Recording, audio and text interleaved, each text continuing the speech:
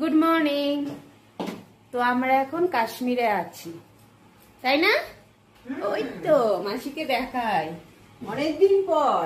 হ্যাঁ, মাসিকে অনেকদিন পর দেখছি। আশা করি আপনারা সবাই ভালো আছেন। সাজু জ্বলছে আসি। কাশ্মীর কালই এসেছি ফ্লাইটে, অ্যাকচুয়ালি ট্রেনে আসার কথা ছিল, তারপরে যাই হোক একটা এমার্জেন্সি হলো, এই জন্য ফ্লাইটে আসতে হলো। তো দুপুরের দিকে ফ্লাইট ছিল ননস্টপ কলকাতা থেকে, একদম ডিরেক্টলি এখানে এলাম এই ইন্ডিগোতেই 5:40 আর কি। তারপর ওখান থেকে ট্যাক্সি নিয়ে সজ্জা হোটেল। ও আচ্ছা, আমরা একটা গ্রুপের সঙ্গে এসেছি আর কি, ট্রাভেল গ্রুপের সাথে। তো সবার সঙ্গে ট্যাক্সি শেয়ার করে এখানে চলে এসেছি, ভাড়াটা শেয়ার হয়ে গেছে।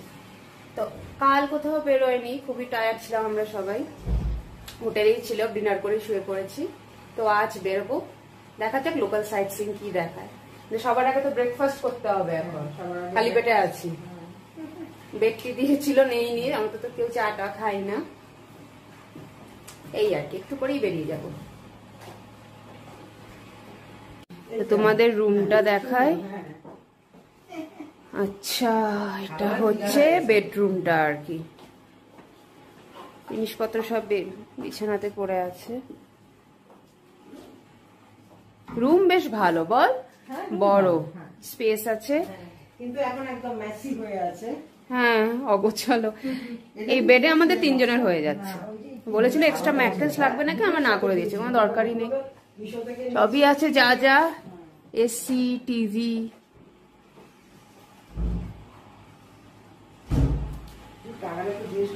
এই হচ্ছে বাথরুম, কোমোড সিস্টেম আছে, বেসিন, জল ঠান্ডা গরমের সব রকমের সুবিধা আছে কলে। এমনি খুব পরিষ্কার পরিচ্ছন্ন।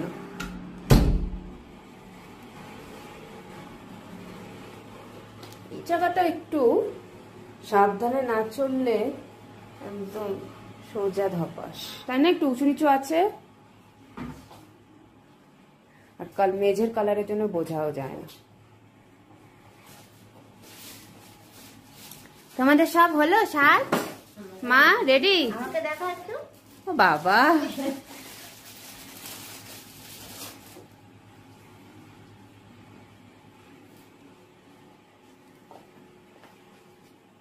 এতে কি চিরুনির সাথে নিতে হবে নাকি? কি নিবি? চিরুনি ব্যাগে? হ্যাঁ, নিয়ে চল, যদি চুল টুল আছড়াতে হয়, মানে হাওয়া দিতে পারে, তাই না? আজকে ওয়েদারটা কিন্তু মেঘলা, জানিস, ওয়েদারটা আজকে মেঘলা। রোদ টোড ওঠার কোনো নাম নেই, এরকমই হয়তো থাকবে, তাও ভালো, ছাতা ক্যারি করতে হবে না তাহলে।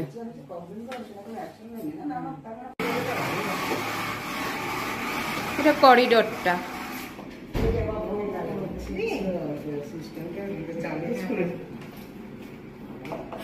মা সাবধানে অল্প চটি এই যে সম্ভব লাগিয়ে দে, লাগিয়ে। চাবি নিয়েছিস তো? চাবি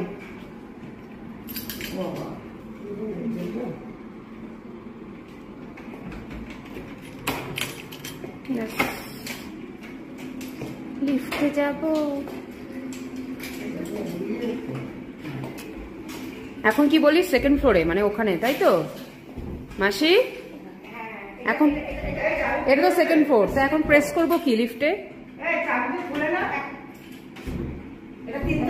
হ্যাঁ, দোতলাতে, একতলা নিচ্ছে।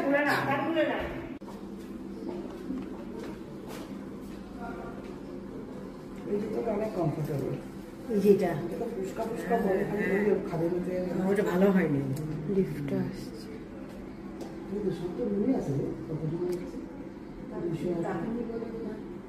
টাকার কথা ছিল, কোন দরকার, ওখানে বসে থাকি না, বসার জায়গা আছে না?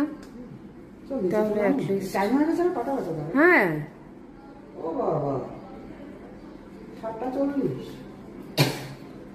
আমরা নামবো নামো নামো মা।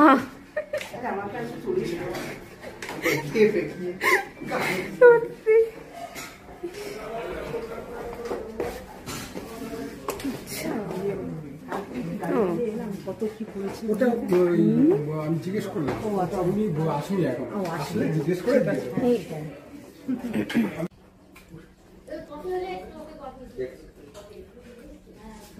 আলু পরোটা, এটা কি জানি মাসি?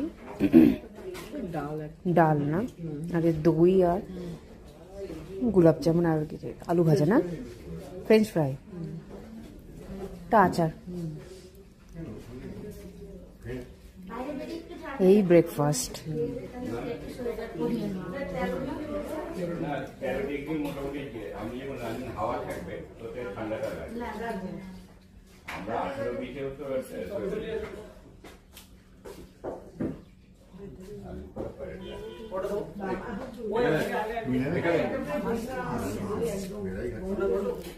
চটপট খেয়ে রওনা দিতে হবে। হ্যাঁ, বোতল বোতল ব্যাকা সোজা দাঁড়ানো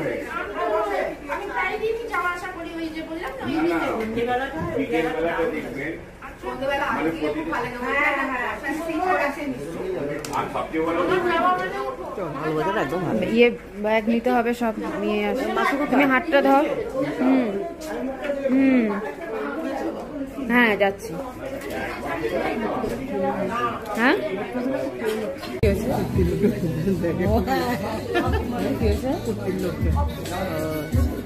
এটা হচ্ছে রিসেপশন, তাই তো? হ্যাঁ,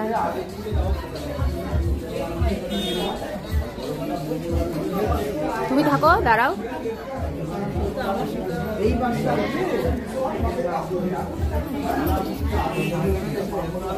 রিসেপশনটা বেশ ভালো। বাইরে থেকে চল, ফুল টুল আছে।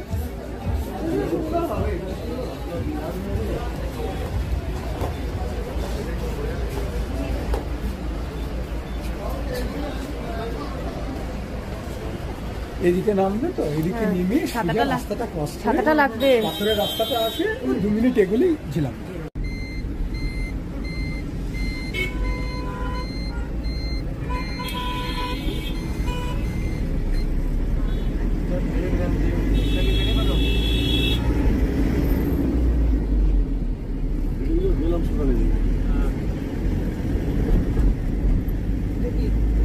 ঝেলাম ঝেলাম, এটা নদীতে।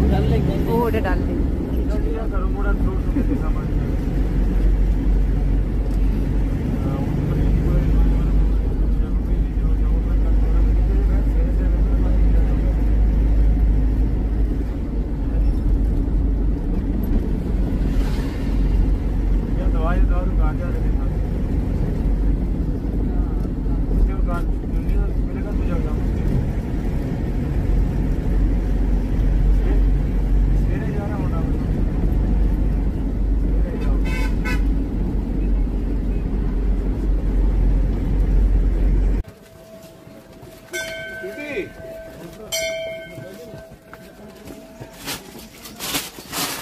আমাদের গ্রুপের কি সবাই চলে গেছে? আমাদের গ্রুপে তো মাসি, আমরা এখন চলছি, তাই তো? শঙ্করাচার্য টেম্পলে। এই তো আরে ঠিক আছে তো। পড়েই যাবে। তাহলে এক কাজ করো, জুতোটা কেউ ধরো, জুতোটা কেউ ধরো। তাহলে আমাকে এটা দাও। হ্যাঁ, কারণ এক হাতে আমার এই আছে। মাঝে মাঝে মাসি একটু চল, অনেকটা সিঁড়ি। ও বাবা, হ্যাঁ সিঁড়ি বেশ কমফোর্টেবল। তুমি না একটু দেখে দেখে এসো পেছন থেকে। মাঝে মাঝে তুই একটু ধরিস স্টিকটা। আমি কিন্তু আমার কাজটা ভালো করেছি।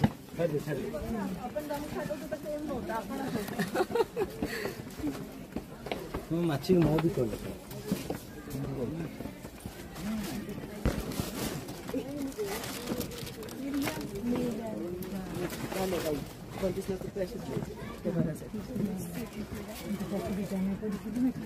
বাঙালি অনেক সিঁড়ি।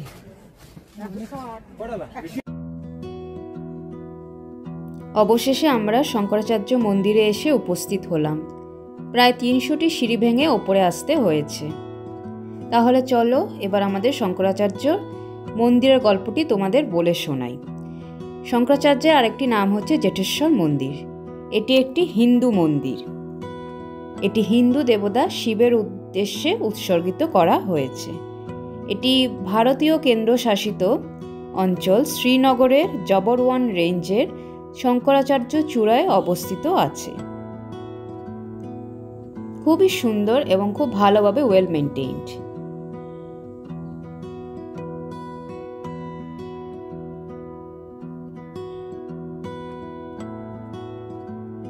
শঙ্করাচার্য মন্দিরটি হচ্ছে উপত্যকার মেঝের থেকে প্রায় 1000 ফুট মানে 300 মিটার উচ্চতায় অবস্থিত। সিঁড়িগুলো দেখলে বেশ খাড়া, এই দেখো দূর থেকে দেখা যাচ্ছে। এখানে এলে প্রায় পাখির চোখের মতন পুরো শ্রীনগর শহরটিকে কিন্তু দেখা যায়। বেশ ইউনিক একটা ব্যাপার। ঐতিহাসিক ও ঐতিহ্যগতভাবে এই কাঠামোটিকে কাশ্মীরের প্রাচীনতম মন্দির হিসেবে বিবেচনা করা হয়ে থাকে।